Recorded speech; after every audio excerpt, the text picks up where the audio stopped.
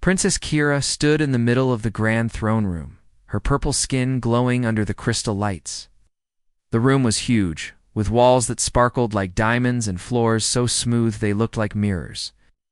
But right now, none of that beauty mattered to her. She was angry, really angry. Her father, King Theron, sat on his golden throne, looking down at her with disappointment in his eyes. Around them, dozens of important people from different planets watched in silence. The air felt thick and heavy, like right before a big storm. "You will marry Prince Xander of the Northern Territories," the king said in his deep, commanding voice. "This union will bring peace to our worlds and end the war that has lasted for decades." Kira's hands turned into fists. "No, father, I won't do it. I won't marry someone I don't love just to fix your political problems." The crowd gasped. Nobody ever said no to the king, especially not in front of so many witnesses. But Kira didn't care. She had been thinking about this moment for weeks, and she was ready. "I've watched you rule with fear instead of love," she continued, her voice getting stronger. "You force people to obey you, but they don't respect you. They're just scared. Of you, that's not real leadership." King Theron's face turned darker. The silver markings on his skin began to glow brighter, which always happened when he got really upset. "You are my daughter, and you will do as I command.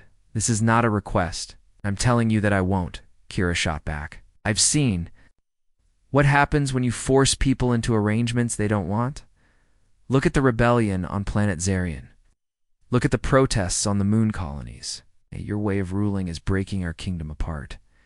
The king stood up slowly, his tall frame casting a long shadow across the room. "You speak of things you don't understand, child. Sometimes a ruler must make hard choices for the greater good." "The greater good," Kira laughed, but it wasn't a happy sound. "You mean what's good for you and your friends? What about what's good for the people? When was the last time you actually talked to a regular citizen? When did you last visit the outer planets to see how people really live?" The tension in the room was so thick you could cut it with a knife. Some of the visiting dignitaries looked uncomfortable. Others seemed fascinated by this rare display of defiance against the powerful king. Prince Xander himself was standing near the side of the room. He was tall and handsome, with the typical blue skin of his people and elaborate tattoos covering his arms. But when Kira looked at him, she felt nothing. No spark, no connection, nothing but the cold reality of a political arrangement. "This marriage will save thousands of lives," her father continued, trying to sound reasonable. "The Northern Territories have resources we need. They have weapons, technology, and strategic locations. Together, we can protect our people from the growing threats in the outer systems." "By sacrificing my happiness?" Kira asked. "By turning me into a trading card in your political games? What about my dreams? What about my ideas for how we could make things better?" "Your dreams are the foolish fantasies of a spoiled princess," the king said harshly. "You think you understand the complexities of ruling a galactic empire, but you know nothing about the real world." That was the moment everything changed. Kira felt something snap inside her chest. All her life, she had been preparing to be a leader. She had studied history, learned about different cultures, and developed her own ideas about how to govern with wisdom and compassion. But her father had never listened to any of it. "Fine," she said, her voice suddenly calm and cold. "If you think I'm just a spoiled princess, then let me show you what this spoiled princess really thinks." She walked to the center of the room, where a communication device could broadcast her words to all the planets in their kingdom. Before anyone could stop her, she pressed the activation button. "People of the Zephyrian Empire," she began, her voice now reaching millions of beings across the galaxy. "I am Princess Kira, and I want you to know the truth about this so-called peace treaty." The king's eyes went wide with shock. Kira stopped this immediately, but she kept talking. "My father wants to marry me off to Prince Xander, not because it will help you, but because he's afraid. He's afraid that his old ways of ruling aren't working anymore. He's afraid that people are starting to question why one family should control the lives of billions of beings." "Turn off that transmission," the king shouted to his guards. "The truth is," Kira continued quickly, "we don't need this marriage alliance. We need real change. We need leaders who listen to the people instead of just making decisions for them. We need to stop using fear and force and start using wisdom and cooperation. Finally, one of the guards managed to cut the transmission. But it was too late. Kira's words had already reached across the galaxy. In the sudden silence that followed, she could hear her own heartbeat. Her father's face had gone completely dark now. The silver markings on his skin were glowing so brightly, they almost hurt to look at. When he spoke, his voice was quiet but more dangerous than any shout. "You have embarrassed our family in front of the entire galaxy," he said. "You have damaged relationships that took decades to build. You have shown disrespect not just to me, but to the crown itself?" "I've told the truth," Kira replied, though her voice was starting to shake a little. Someone had to. The king looked around the room at all the shocked faces staring back at him. He knew that everyone was waiting to see what he would do. A ruler who couldn't control his own daughter would look weak to his enemies. "By the ancient laws of our people," he said slowly, "I invoke the castigation of ice." The room went completely silent. Even Kira felt her blood turn cold. The castigation of ice was an old punishment that hadn't been used in over 100 years. It meant exile to one of the frozen prison planets, with only basic survival supplies. "Father, no," she whispered, but King Theron continued. "Princess Kira Veltar, you are hereby stripped of your royal titles and privileges. You will be taken to the ice planet Glacialis 7, where you will remain for one full solar cycle. Only then will your survival beacon activate to signal for rescue."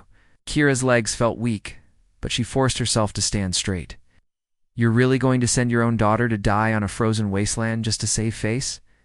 I'm going to teach you the value of the stability and security you've taken for granted your whole life," the king said. "Maybe when you're fighting for survival in the ice and snow, you'll understand why the hard choices of leadership are necessary." The guards moved forward to take her away, but Kira held up her hand. "I can walk on my own." As they led her toward the door, she turned back one last time to look at her father. "Your kingdom will fall without someone willing to challenge your mistakes," she said. "And when it does, remember that you had someone who cared enough to try to help you avoid it." The great doors of the throne room closed behind her with a sound like thunder. As the guards escorted her through the crystal corridors of the palace. She had called home for 23 years. Kira realized that her old life was over. Whatever happened next, she would never be the same person who had walked into that throne room today. But even as fear crept into her heart, a small part of her felt something else. Relief. For the first time in her life, she had spoken her truth. Without holding back, she had stood up for what she believed in, even when it cost her everything. The transport ship was waiting in the palace docking bay, its cold metal hull already humming with preparation for the long journey to Glacialis 7. As they strapped her into the passenger seat, Kira looked out the window at the beautiful crystal city below. She wondered if she would ever see it again. Ship lifted off into the star-filled sky, carrying the former princess toward her frozen fate. But something inside her refused to give up hope. She had always been a fighter, and she wasn't going to stop now.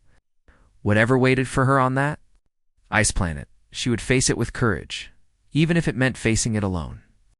3 months had passed since the transport ship dropped Kira on the frozen wasteland of Glacialis 7. The first night, she had cried until her tears froze on her cheeks. The second night, she had screamed at the empty sky until her voice went hoarse. But by the third night, she had stopped wasting energy on emotions and started focusing on staying alive. The planet was nothing like the warm, comfortable world she had grown up on. Here, the wind never stopped howling and the temperature never rose above freezing. The sky was always gray, filled with thick clouds that blocked out most of the sunlight. Snow fell constantly, sometimes gentle flakes, sometimes sharp ice crystals, that stung her face like tiny needles. But Kira had learned to adapt. Her royal education had included survival training, though she had never imagined she would actually need it. She had figured out how to build shelter using chunks of ice and metal scraps left behind by previous prisoners. She had learned to recognize which of the strange ice-dwelling creatures were safe to eat and which ones would make her sick. The hardest part wasn't the cold or the hunger. It was the loneliness. Back home, she had always been surrounded by people. Servants, advisors, guards, other nobles. Even when she was angry with them, at least they were there. Here, the only sounds were the wind and the occasional growl of some distant creature she hoped she would never meet. She had made her home in a small cave she had found on the side of a rocky hill. It wasn't much, but it blocked the worst of the wind and snow. Inside, she had arranged her few possessions: a torn piece of fabric that had once been part of her royal dress, a sharp bone she had carved into a knife, and a small collection of edible roots and dried meat from her hunting trips. Her appearance had changed dramatically over the past 3 months. Her once perfect purple skin was now pale and rough from the cold. Her long, silky hair was matted and dirty as the elegant silver. Markings that had once decorated her face like jewelry were now barely visible under layers of frost and grime. Her royal robes had been torn apart and remade into practical survival gear. Every morning, she would wake up and spend a few minutes just trying to remember what warmth felt like. She would think about the crystal bathtubs in the palace, filled with hot, scented water. She would remember the feeling of soft silk sheets and the taste of sweet fruits from the royal gardens. But then, she would shake herself back to reality and start planning her day. Food was always the biggest challenge. The small creatures that lived in the ice were fast and clever. It had taken her weeks to learn their habits and figure out how to catch them. She had failed so many times that she had almost starved before finally succeeding. Now she was better at it, but it still took most of her energy just to find enough food to survive. Water was easier to find, but harder to prepare. She had to melt ice and snow over a small fire she maintained using dried plant material and animal fat. The fire was precious. Without it, she would freeze to death in hours. She had learned to never let it go out completely, always keeping at least a few glowing embers alive. During the worst storms, she would huddle in her cave for days at a time, listening to the wind howl outside like some angry beast. In those long, dark hours, her mind would wander to places she tried not to think about. She would remember her father's face when he sentenced her to this fate. She would wonder if he ever thought about her, if he ever regretted his decision, or if he had simply forgotten she existed.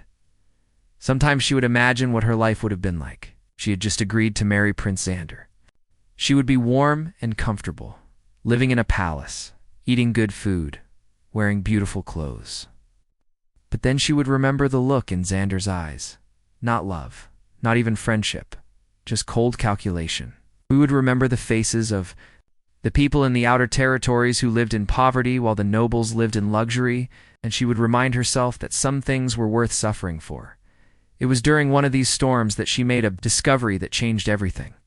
She had been exploring deeper into her cave, looking for a warmer spot to wait out the blizzard, when she noticed a strange light coming from further back in the tunnel.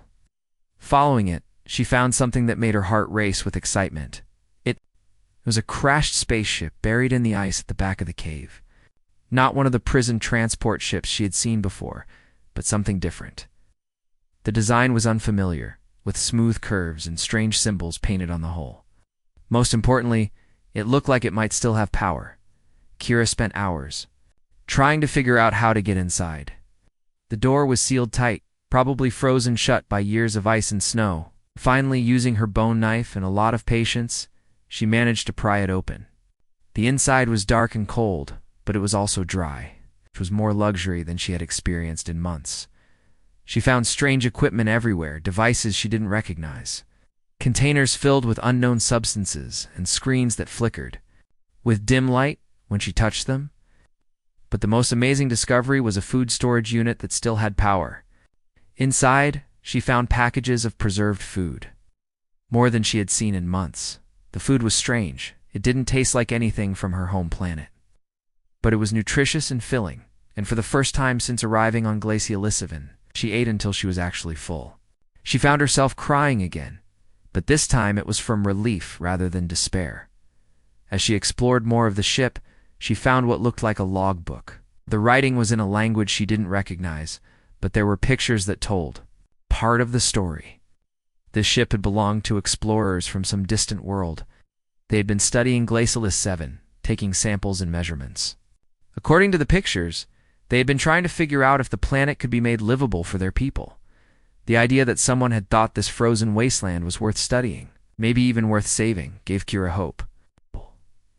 If these unknown explorers had seen potential in this place, maybe there was more to survival than just staying alive from one day to the next. She decided to make the ship her new home. It was warmer than her cave, and the equipment might be useful once she figured out how to use it. She spent days moving her few possessions and learning about the ship's systems. Some of the devices were clearly meant for communication, but she couldn't figure out how to make them work. But her happiness didn't last long. While exploring the ship one day, she slipped on a patch of ice and fell hard. Snap in her arm, and pain shot through her body like lightning. When she tried to stand up, her leg wouldn't support her weight properly. She had hurt something important, and she was completely alone. The infection started a few days later. The arm became hot and swollen, and red lines started spreading up toward her shoulder. She had seen this before in wounded soldiers. It was a sign that her body was losing the fight against harmful bacteria. Without proper medicine, she knew she could die. Fever made her thoughts fuzzy and confused. Imaginary people, sometimes arguing with her father, sometimes having conversations with friends from home. The line between dreams and reality started to blur. She knew she was getting worse. She couldn't think clearly enough to figure out what to do about it. In her confused state, she accidentally activated some kind of emergency system on the ship. Lights started flashing, and a loud beeping sound filled the air. She tried to turn it off, but her shaking hands couldn't work the controls properly. The sound continued for hours before finally stopping on its own as she lay there in the dark. Burning with fever and shivering from cold at the same time, Kira wondered if this was how her story would end, not in a grand battle or a noble sacrifice, but alone on a frozen planet, defeated by her own body's failure to heal itself. But even as the darkness closed in around her, some stubborn part of her refused to give up. She had survived 3 months in this impossible place. She had learned to hunt, to make fire, to find shelter. She had discovered that she was stronger than she had ever imagined. If death was coming for her, at least it would find her still fighting. Dr. Chen was checking the star charts when the emergency signal appeared on his screen. The soft beeping sound made him look up from his research papers, and what he saw made his heart skip a beat. One of the most dangerous planets in this sector of space. Captain Rodriguez, you need to see this, he called to his commanding officer, who was reviewing supply reports at the other end of the ship's bridge. The captain walked over and frowned at the screen. That's impossible. Nobody goes to Glacial E7. Unless they're already dead, it's nothing but ice and storms. The signal is definitely coming from there, Dr. Chen insisted. And it's not just any signal, it's a distress call. Someone is alive down there and needs help. The rest of the crew gathered around to look at the readings. The research vessel Endeavour had been exploring this region of space for 6 months, studying different planets and their potential for supporting life. They had strict orders not to take unnecessary risks. And landing on Glacial E7 definitely qualified as an unnecessary risk. We can't just ignore it, Dr. Chen said, his voice getting more urgent. Whatever species sent that signal, they're in trouble. They might die if we don't help. Lieutenant Park, the ship's pilot, shook her head. That planet has storms that can tear a ship apart. The surface temperature is cold enough to freeze most life forms solid in minutes. It's basically a death trap. But someone is alive down there, Dr. Chen argued. They managed to activate a distress beacon. That means they're not only alive, but they're smart enough to use technology. We can't just leave them to die. Captain Rodriguez looked at the readings again. The signal was weak but steady, definitely artificial and definitely a call for help. As the leader of a scientific expedition, he had a responsibility to gather knowledge and make contact with new forms of life. But he also had a responsibility to keep his crew safe. The weather reports show a brief window of calmer conditions in about 2 hours, Lieutenant Park said reluctantly. If we're going to do this crazy thing, that would be our best chance. Dr. Chen felt a surge of hope. I've studied the medical records of dozens of different species. I can adapt our medical equipment to help whoever is down there we have to try. After much debate, Captain Rodriguez made the decision to attempt a rescue. We'll have 1 hour on the surface, no more. If we can't find the source of the signal, In that time, we leave. I won't risk the whole crew for one unknown life form. The landing was terrifying. Ship shook and groaned as it fought through the violent winds and thick clouds. Ice crystals hammered against the hull like bullets, and for a few minutes, it seemed like they might crash before they even reached the ground. But Lieutenant Park was an excellent pilot, and she managed to set them down safely near the source. Of the signal, Dr. Chen was the first one out of the ship. Wearing a heavy protective suit and carrying a medical kit adapted for extreme conditions, the cold hit him immediately, even through all his protective gear. He had never experienced anything like it, the kind of cold that made every breath feel like swallowing knives. Following the signal's direction, he made his way across the frozen landscape toward what looked like a rocky hill. The wind was so loud he could barely hear his own thoughts, and the snow was so thick he could only see a few feet in front of him. But he kept going, driven by the knowledge that someone was counting on him. He found the cave entrance partly hidden behind a wall of ice and snow. Aside, it was darker, but much quieter, and he could finally think clearly. His flashlight beam swept across the cave walls until it landed on something that made him stop breathing for a moment. It was a crashed spaceship, but not any design he recognized. And lying on the floor near the entrance was a figure that definitely wasn't human. The being was unconscious, with pale purple skin and strange silver markings on her face. Her breathing was shallow and labored, and when Dr. Chen checked her temperature, he could tell she was burning with fever. "Found her?" He spoke into his radio. "It's definitely not human, but she's alive. Bringing her back to the ship now." Getting the unconscious alien back to the Endeavor was one of the hardest things Dr. Chen had ever done. She was heavier than she looked, and the protective suit made it hard for him to move quickly. But somehow, he managed to carry her through the storm and get her inside the ship before the weather got worse. In the medical bay, Dr. Chen worked faster than he ever had before. The alien's body was different from anything he had studied, but the basics of treating fever and infection were similar across most species. He cleaned and bandaged her wounds, gave her fluids to fight the dehydration, and used the ship's medical scanner to understand her unique biology. Her arm was badly infected, and her leg showed signs of an old injury that had never healed properly. But what worried him most was her fever. Her body temperature was dangerously high. He could tell she was fighting some kind of serious infection as he worked. Dr. Chen found himself talking to her even though she couldn't hear him. "Come on, stay with me," he whispered as he adjusted the medical equipment. "Whatever you've been through, you're a survivor. Don't give up now." It took 3 days of constant care before she finally opened her eyes. When she did, Dr. Chen was sitting beside her bed, reading through his notes about her condition. She looked at him with confusion and fear, probably wondering if she was dreaming or if this strange creature was real. "Hello," Dr. Chen said gently, holding up his hands to show he meant no harm. "I'm Dr. Chen. I found you in the cave. You're safe now." She tried to speak, but her voice was weak, and the words were in a language he didn't recognize. But then she switched to something that sounded familiar, a trade language used by many species in this part of the galaxy. "You helped me," she said slowly, her voice rough from days of fever. "Why?" Dr. Chen smiled. "Because you needed help. That's what we do. We help each other." Over the next few days, as her strength returned, they began to communicate more easily. Dr. Chen learned that her name was Kira, and that she had been stranded on the planet for months. She seemed amazed by his kindness, as if she had never experienced someone helping her without wanting something in return. "Where I come from," she told him one evening, as they shared a meal, "people only help others when they expect to get something back. But you saved my life, and you don't even know who I am." Dr. Chen shrugged. "I know you're a living being who is in trouble.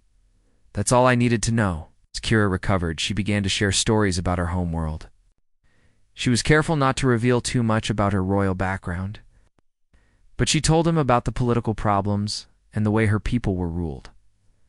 Dr. Chen, in turn, shared stories about Earth and the way humans tried to solve problems through cooperation and democracy. "On my world," Kira said thoughtfully, "leaders are chosen by birth or by force. But you're telling me that on your world, people choose their own leaders? That's right, Dr. Chen replied. We believe that the best leaders are the ones who want to serve others, not the ones who want to control them. This idea fascinated Kira. She had never heard of anything like it. In her world, power was something you took and held onto, not something you earned through service. But listening to Dr. Chen talk about his home, she began to imagine what it would be like to live in a place where leaders actually cared about their people. As they worked together to survive on the hostile planet, Kira found herself changing in ways she had never expected. Dr. Chen treated her as an equal, asking for her opinions and respecting her ideas. He never tried to give her orders or make her feel inferior. Instead, he showed her what it meant to be truly free, free to think for herself, free to make her own choices, free to be valued for who she was rather than what title she carried. 4. The first time in her life, Kira experienced real friendship. Not the fake politeness of the royal court, not the fearful obedience of servants, but genuine care and respect between equals.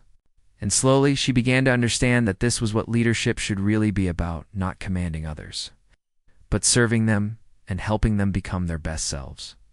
The frozen planet that had almost killed her was becoming the place where she learned how to truly live. The months that followed changed both Kira and Dr. Chen in ways neither of them had expected. What started as a simple rescue mission had turned into something much deeper. A friendship that was teaching them both about what it meant to truly care for another being. Their daily routine had become a comfortable partnership. Every morning, Dr. Chen would check the weather instruments, while Kira prepared their breakfast using a combination of the ship's food supplies and the edible plants she had learned to find on the planet.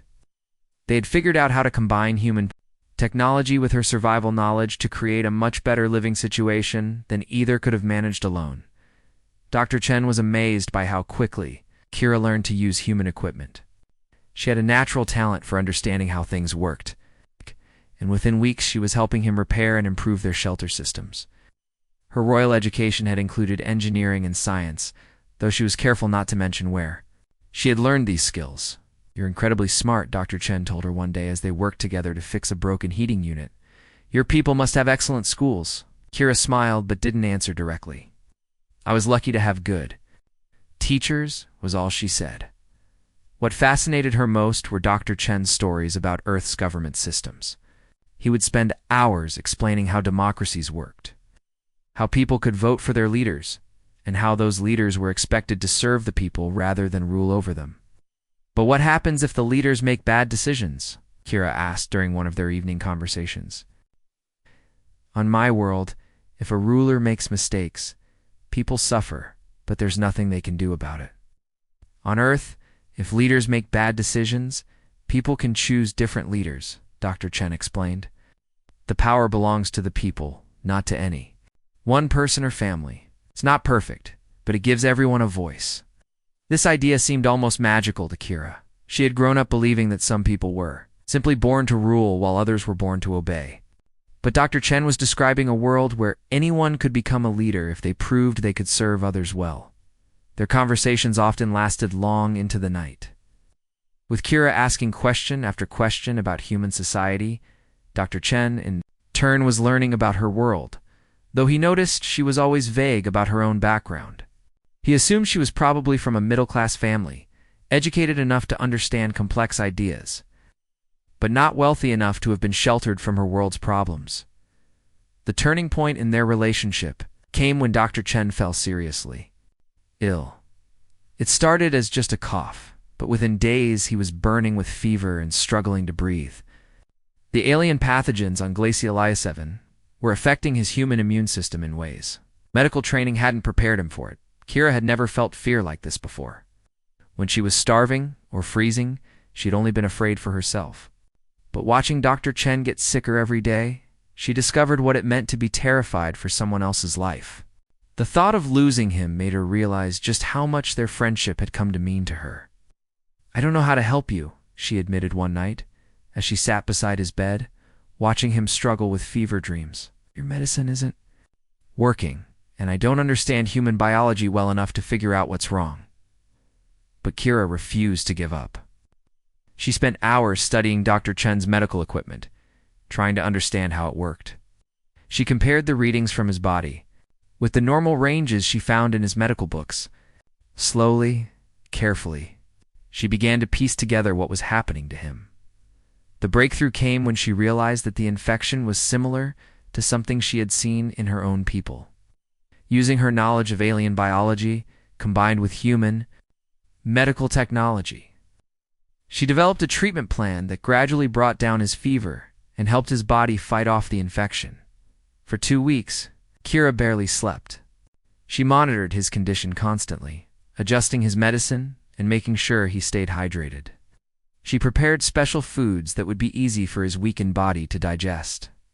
She even learned to use the ship's communication system to record daily logs of his progress, just in case something happened to her and future rescuers needed to understand his medical history. During his recovery, something shifted between them.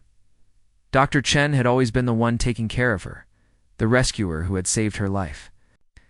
But now she had saved his, and they both understood that their friendship was based on true equality and mutual respect. "Why did you work so hard to save me?" Dr. Chen asked her one day as he was finally starting to feel stronger. Kira thought about the question for a long time before answering. "Because you showed me what it means to care about someone without expecting anything in return. I wanted to give that same gift back to you." It was during this conversation that Kira finally decided to tell Dr. Chen the truth about who she really was. She had been carrying the secret for months, afraid that he would treat her differently if he knew she was royalty. Had grown strong enough that she felt ready to trust him completely. "There's something I need to tell you about myself," she began nervously. "I haven't been completely honest about my background." Dr. Chen looked at her with concern. Whatever. It doesn't change anything between us. I'm not just an ordinary citizen from my world," Kira continued. I was... the princess. My father is the king who rules our entire galactic empire." She explained everything: the arranged marriage, her public rebellion, the banishment to Glacial 7.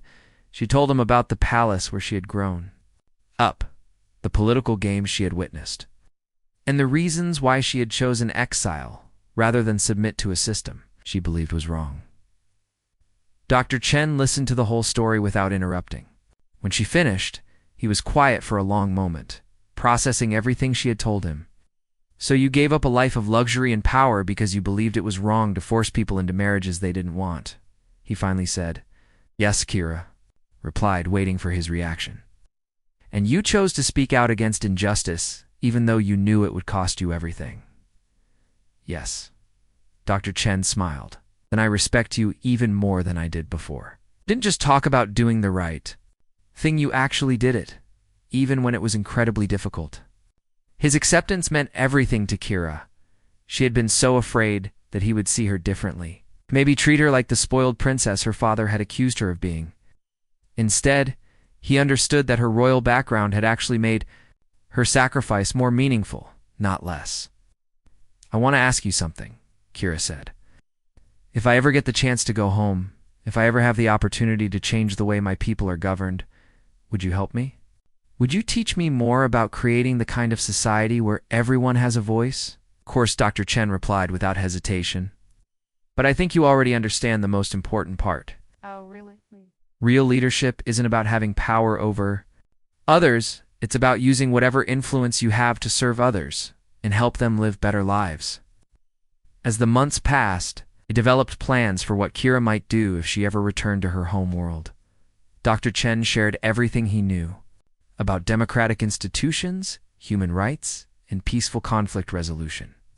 Kira, in turn, helped him understand the complexities of governing an interplanetary civilization and the challenges of changing ancient traditions. They also worked together to document their experiences on Glacial 7. Dr. Chen recorded their scientific discoveries about the planet's ecosystem, while Kira wrote detailed accounts of their survival techniques and the lessons they had learned about cooperation between different species. Maybe someday, Dr. Chen suggested, these records could help other people who find themselves stranded here. Or maybe they could be the foundation for the first treaty between humans and your people. The idea excited both of them. What started as a fight for survival was becoming something much larger, a vision of how different worlds might work together instead of fighting each other. But most importantly, their friendship had taught them both about the power of genuine connection between individuals. They had learned that understanding and respect could bridge any gap. Whether between species, cultures, or social classes, they had discovered that the best kind of strength came not from dominating others, but from lifting each other up. As they looked up at the stars each night, both Kira and Dr. Chen knew that their time on Glacial 7 was changing them forever. They were no longer the same people who had arrived on this frozen planet months ago. They had become something new. Partners, friends, and teachers to each other in the truest sense. The rescue ships appeared in the sky on a day when Kira had almost stopped believing they would ever come. She and Dr. Chen were working on their daily routine when the sensors on their makeshift shelter started beeping frantically. At first, they thought it was another malfunction, but then they saw the lights moving through the gray clouds above. 2 ships, Dr. Chen observed, studying the readings on their improvised scanner, different designs. One of them looks like it might be from your people. Kira felt her heart start racing. After almost a full year on Glacial Evan, she had gotten used to the idea that she might spend the rest of her life on this frozen planet. The thought of seeing other people again, especially people from her homeworld, filled her with a mixture of excitement and terror. What if they're not here to rescue me? She asked Dr. Chen quietly. What if my father sent them to make sure I never come back? Dr. Chen put a reassuring hand on her shoulder. Whatever happens, you're not the same. A person who was sent here, you've learned things that could help your people, and you've proven that you can survive anything. That has to count for something. The first ship to land was indeed from Zephoria. The royal insignia on its hull was unmistakable, and Kira recognized it as one of her father's personal fleet vessels. When the door opened, King Theron himself stepped out, followed by a small group of guards and advisors. Kira had imagined this moment many times over the past year, but seeing her father again was still a shock. He looked older than she remembered, with new lines around his eyes and gray streaks in his dark hair. The silver markings on his skin seemed dimmer somehow, as if the light had gone out of them. But what surprised her most was the expression on his face when he saw her. She had expected anger, disappointment, maybe even disgust at how much she had changed. Instead, she saw something that looked almost like relief. "Kira," he said simply, and for a moment he sounded less like a king and more like a worried father. "Let it." "Father," she replied, standing straighter, but not bowing as she once would have. "I wasn't sure you would come." King Theron looked around at the shelter she and Dr. Chen had built, taking in the clever combination of salvaged technology and survival adaptations. "You've done well here," he said, and she could hear the surprise in his voice. "I'd help," Kira said, gesturing toward Dr. Chen, who had been standing quietly nearby. "Father, I'd like you to meet Dr. Chen. He saved my life, and he's taught me things that I think could help our people." The king's attention shifted to the human, and Kira could see him trying to process this unexpected development. "You're the one who answered her distress call?"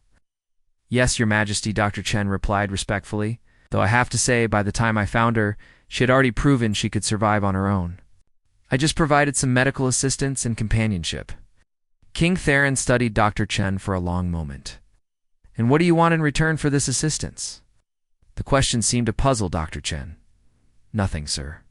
Helping people in need is just what we do. It's who we are." Kira watched her father's face as he processed this answer.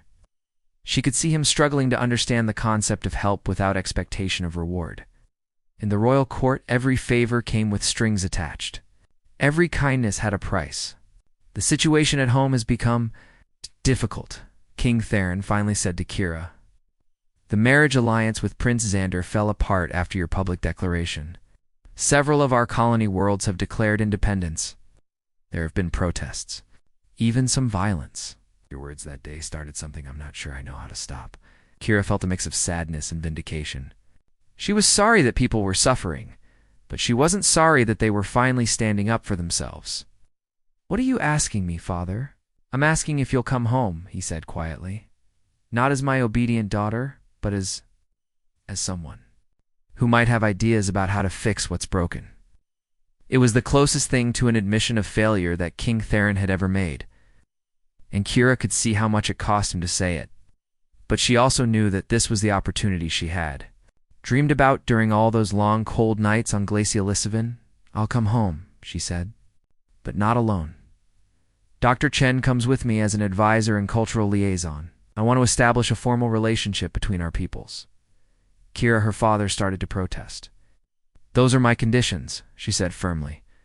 "Dr. Chen has shown me what real leadership looks like. If you want my help fixing our government, then you need to accept that we're going to do things differently." The negotiations that followed were tense but productive.